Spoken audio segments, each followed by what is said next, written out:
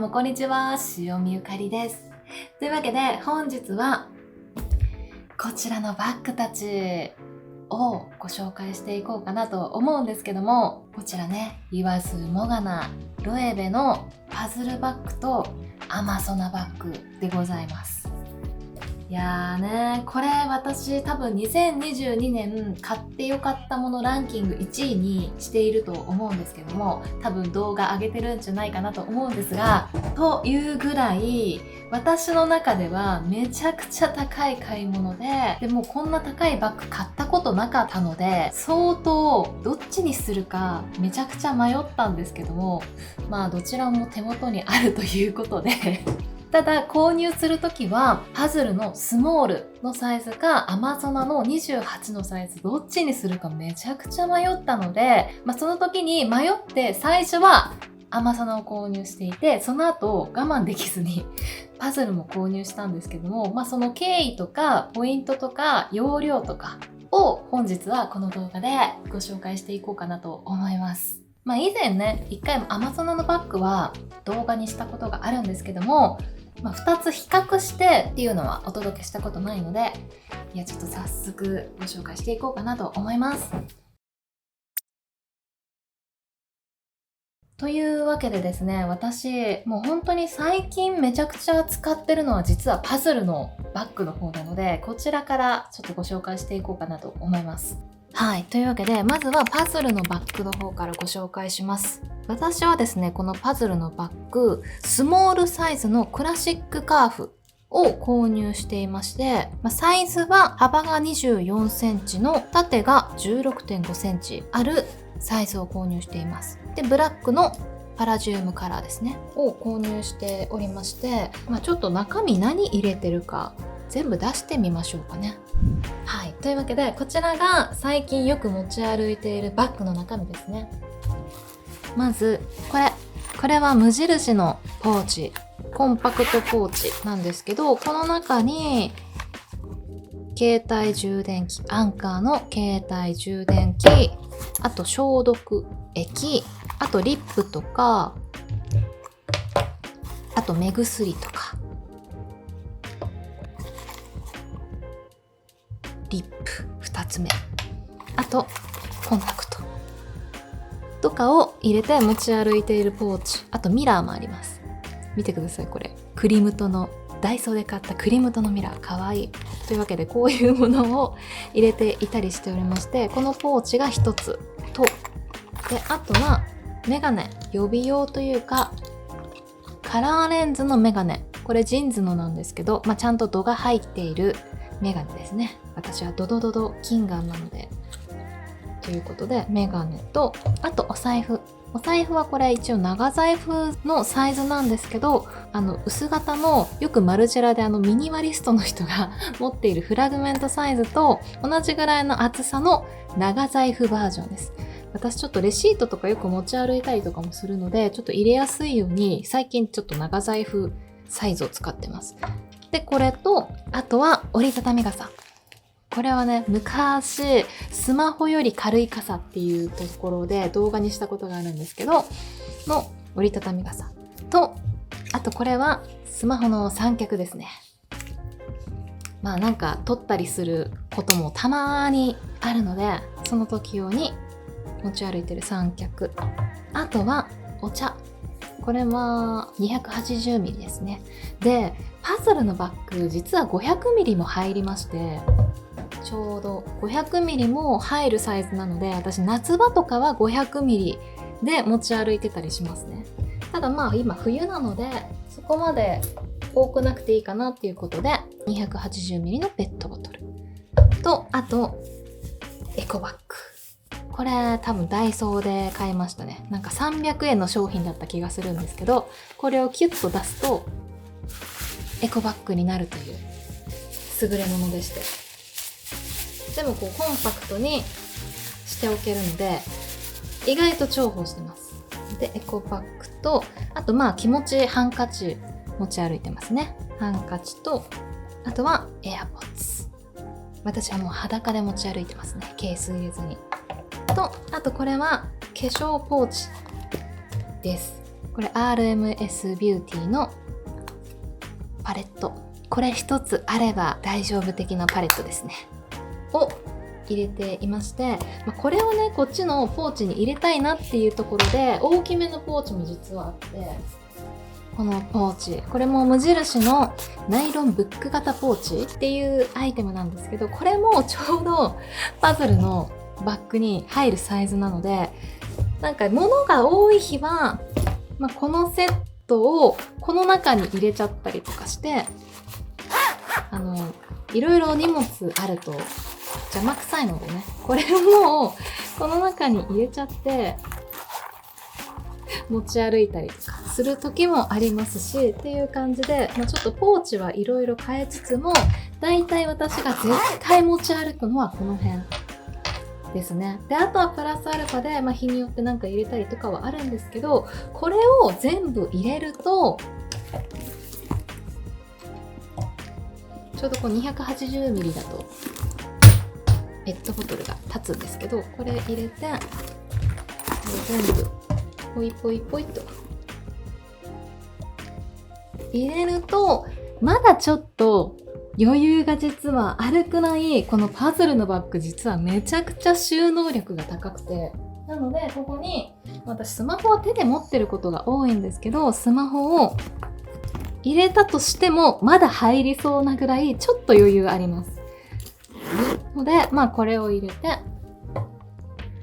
持ち歩くという感じですね。で、一応これ背面にスモールサイズはここのねミニポケットがついているので、ここに鍵とかカード類とか小物系ですねをたまに入れたりみたいな感じで使っているのがパズルのバッグです。なので比較的パズルのバッグ、スモールサイズですら私結構収納力めちゃくちゃ高くて十分だなって購入した後で思ったんですけども、っていうのがあるので、実はアマゾナ、こっちですね、アマゾナの出番がちょっと少なくてですね、というのはあるぐらい実はパズルの収納力がめちゃくちゃ高いという感じなので、どうでしょう、荷物そんなに多くないっていう方は収納だけで見たらパズルで結構こと足りるかもしれないなって思ったりしております。ちなみに今の荷物を Amazon に全部入れるとですね、こんな感じなんですけども、めちゃくちゃなので余裕がありますので、私は結構長時間出歩く日は Amazon を使ったりとかするんですけども、それでも結構ね余裕があるので、ちょっと1泊ぐらいなら旅行行けるんじゃないかぐらいしっかり荷物入りますねという感じですね。どちらも荷物は結構入るので、あとはこうデザイン的な好みとかにもなってくるのかなという感じですね。はい、というわけでサクサクっとどのくらい物が入るかっていうのをご紹介したんですけども、購入の決め手とか経緯に関してでいくと、私最初はもともとロエベでバッグ欲しいなって思ったのはパズルだったんですよね。ジョナさんがね、デザイナーのジョナさんに代わってから、初めて発表されたパズルのバッグなんですけども、なんかやっぱりこのシンプルに見えてこの幾何学的な感じのデザインがすごいかっこよさもあって可愛いしいいなと思って、最初はこっちが欲しいと思って店舗行ったんですけども、店舗に行ってなんか物を見たりとか触ってみたりとかしたら、このアマゾナのバッグの革の質とか、あと持った感じのかっこよさ、意外とその可愛いというか上品に見えるんですけど、持つと結構かっこいい感じもあって、私結構この辺のバッグを買うまで小さいバッグメインで生活してたので、なんかこうちょっと大きめのバッグをこのハンドバッグで持つっていうことに対しての若干の憧れがあったので、なのでアマゾナめっちゃ欲しいってその時すごい思ってしまったので、なんかパズルを見に行ったけれども、なんかアマゾナの方が普遍的にすごい長く使えそうだな、なんならもう孫の代まで引き継げそうなバッグだと思って、なので私最初こっちを購入したんですよね。アマゾナ28なんですけれども、やっぱり最初に、ファーストインプレッションですよね。第一印象として購入したいと思ってたのはパズルのバッグだったので、アマソナを買った後もパズルのバッグが忘れられず、一目惚れした彼女が忘れられない現象なんですけど、やっぱり欲しいなと思って、で、思っている中でもうどんどん値上がりするし、これは多分今買わないと一生買わなくなりそうだし、もしやこれは買うしかないのではと思って、パズルをね、結局購入するっていう感じになってしまったんですけれども、ただ結構どっちも使っているとそれなりにそれぞれのバッグでデメリット的なところもいくつかあるなとは思っていて、最後になのでその辺をお伝えしてこの動画終わろうかなと思うんですけど、まず最近よく使っているパズルのバッグに関しては3つぐらい難点あるかなと思うんですけど、まず1つは口が開けにくい。どうしてもパズルの特徴だと思うんですけど、口が開け閉めがしにくいので、結構ね、物入るとはいえ出し入れしにくい構造にはなっているので、ちょっとそこが急いでいる時はストレスにちょっとなるかなという風には感じているので、そこが1つ目で、2つ目に関してはちょっとね、パズルの構造的に変な感じでシワになっていくだろうなとは感じています。もし街中で持っている人がいたらどういう持ち方をしているか見ていただきたいんですけど、結構ね、ハンドで持つとここへこむんですよね。ここへこんで、荷物がたくさん入っていればそこまでへこまないと思うんですけど、結構これへこんじゃうので、ここからね、シワができたりとかするんですよね。こんな感じでシワ寄っちゃうので、多分これを長く続けていると、この辺シワできたりとか、あと口の入り口も開け閉めしにくいので、ここね、開閉するときに結構シワできちゃうので、もうすでに結構ね、シワできてるんですけど、っていうデメリット、シワができやすい構造であるっていうデメリットはあるなとは思ってますね。で、3点目は最近ちょっと販売されてるやつ、改善されてるやつもあるんですけど、このね、ショルダーがちょっと特徴的なんですけど、これ一見普通なんですけど、ここね、留め具ついてるんですけどここ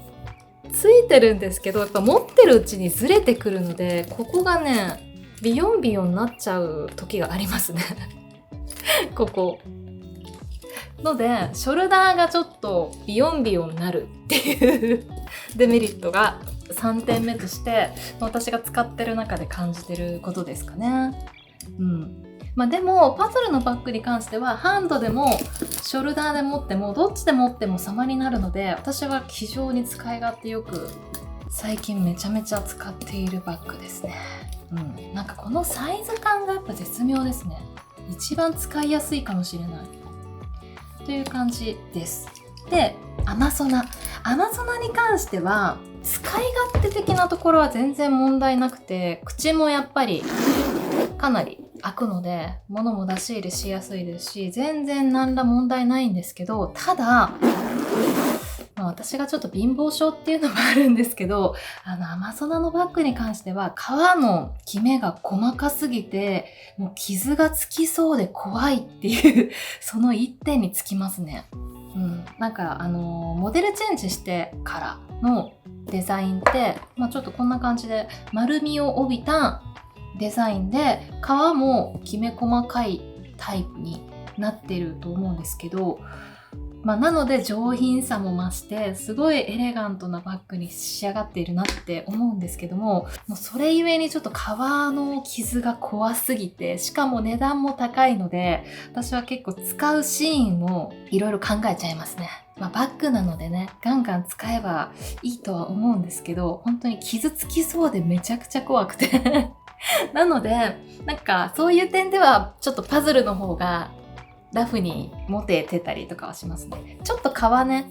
質感違うので、これはちょっと触らないとわからないと思うんですけど、っていうのがあって、なのでアマゾナに関しては本当に傷が怖すぎるっていうところですかね。あとは一応ショルダーはついてるんですけど、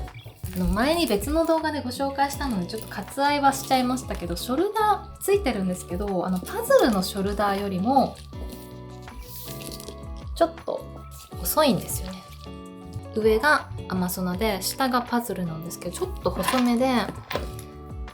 しかもショルダーつけるとこの持ち手のとこですねにつける感じになるんですけど、ただ結構細い、この胴体の割に